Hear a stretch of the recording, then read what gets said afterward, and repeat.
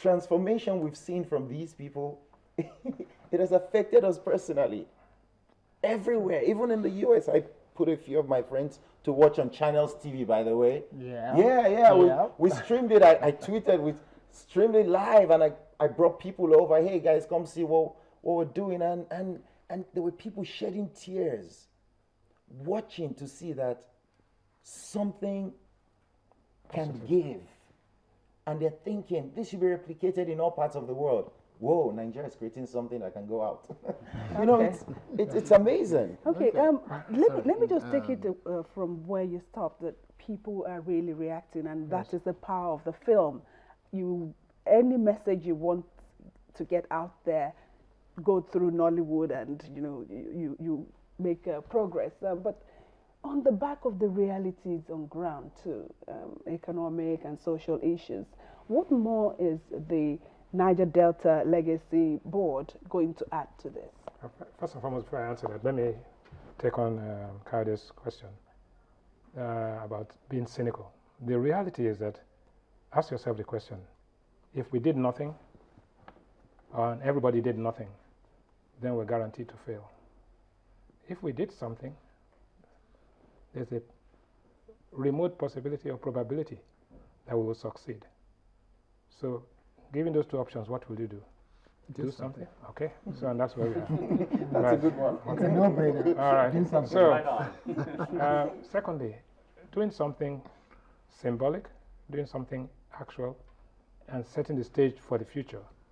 The Legacy Board is actually put together a governance structure, bringing in people with commercial experience, people with emotional experience, people with talent, people with NGO experience, all of it representative of a structure of Nigeria and representative of the structure of the Niger Delta, to make sure that this is a sustainable process.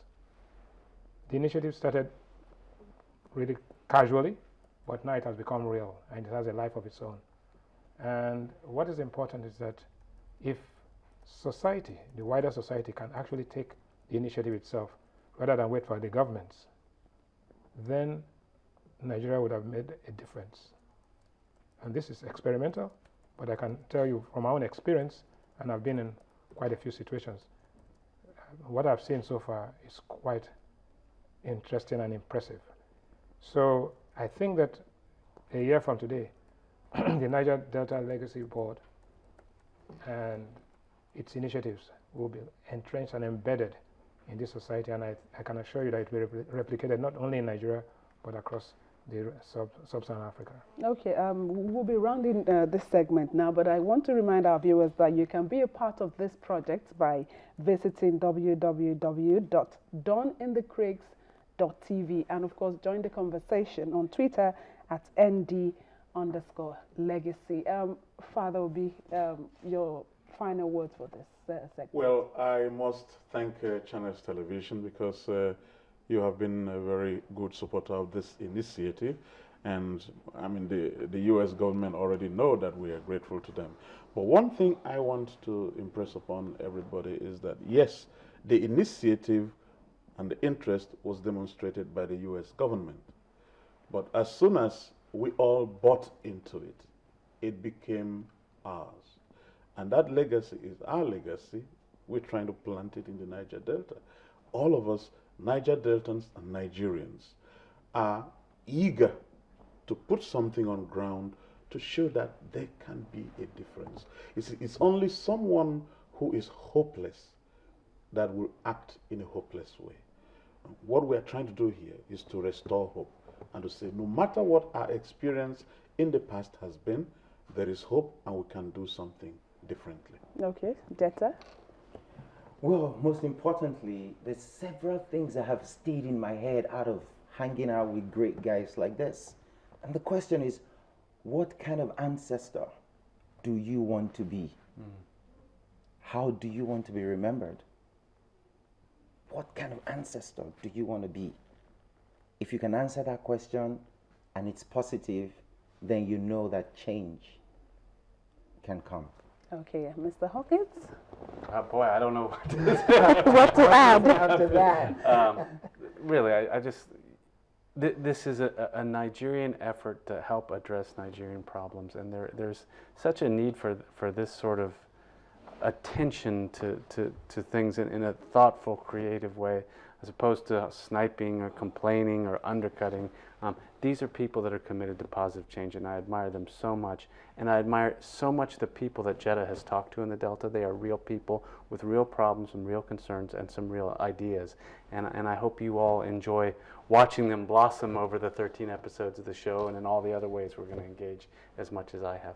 Thank you so Let much. me just ask Jeff a personal question. I'm sorry I'm going to put you on this, but why are you so passionate about Nigeria? Because I've had conversations with you a number of times where you seem so passionate, even much more than some Nigerians.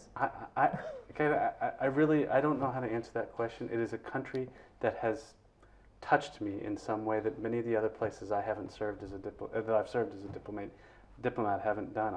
There's something about this country. It is perhaps its unique combination of greatness and challenges, and it's a country, to my mind, where the jury's kind of out, and you don't know which way it's going to go. And when I look at these guys and I look at the work they're doing, I get the sense that maybe it'll go the right way. Thank you so much for coming on this morning. We'll be speaking with the U.S. Consul General, Mr. Jeffrey Hawkins, and of course the creative mind behind Dawn in the Creeks, Detta Amata, and Mr. Bismarck Rwani, who's the member Niger Delta Legacy Engagement Board of Advisors, and of course the chairman of that board, Reverend Father Edward Obi. Thank you all for coming on this morning. My pleasure. Thank you. Thank you. Thank you. Okay, we are on the home stretch, and Sunrise will be back.